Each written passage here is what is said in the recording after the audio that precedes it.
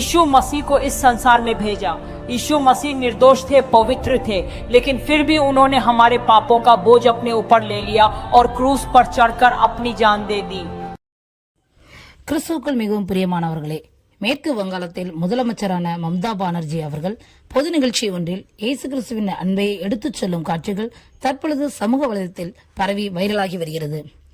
தேவன் இந்த உலகத்தை மிகவும் நேசித்தார். அதன் காரணமாக அவரின் ஒரே பேரான குமாரனை இந்த உலகத்திற்கு அனுப்பினார். அவரை நம்புகிறவர்கள் கெட்டுப்போகாமல் நித்திய வாழ்வை பெற்றுக்கொள்ள வேண்டும். இதன் அர்த்தம், இந்த முழு உலகத்தையும் படைத்த ஆண்டவர் நம்மோடு மிகவும் ஆழமாக உணர்வுபூர்வமாக இருக்கிறார். நம்மை அளவுக்கு அதிகமாக அன்பு கூறுகிறார். ஆண்டவராகிய இயேசு மிகவும் பரிசுத்தமுள்ளவர். அவர் பரிசுத்தமுள்ளவராய் இருந்தும் நம்முடைய பாவங்களுக்காக தன் ஜீவனை அவர் கொடுத்தார். இது சாதாரண நிகழ்வு அல்ல, இது ஒரு அசாதாரணமான உண்மையாகும் என்று இயேசு கிறிஸ்துவின் அன்பை எடுத்துக் கூறுகிறார்.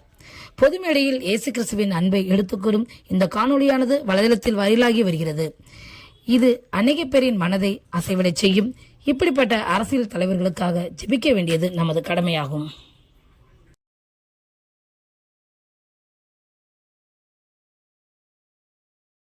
यीशु मसीह को इस संसार में भेजा।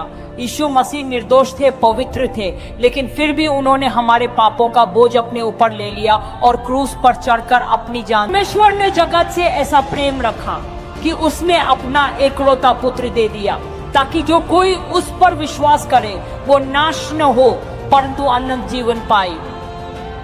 इसका अर्थ है कि परमेश्वर जो संपूर्ण सृष्टि का रचयिता है, हमसे इतना गहरा, इतना अपार प्रेम करता है कि उसने இதே போன்ற தகவல்களை நீங்கள் தொடர்ந்து பெறுவதற்கு இந்த சேனலை தொடர்ந்து பாருங்கள், சப்ஸ்கிரைப் செய்து கொள்ளுங்கள். அது உங்களுடைய ஆவிக்குரிய வாழ்க்கைக்கு பிரயோஜனமாயிருக்கும்.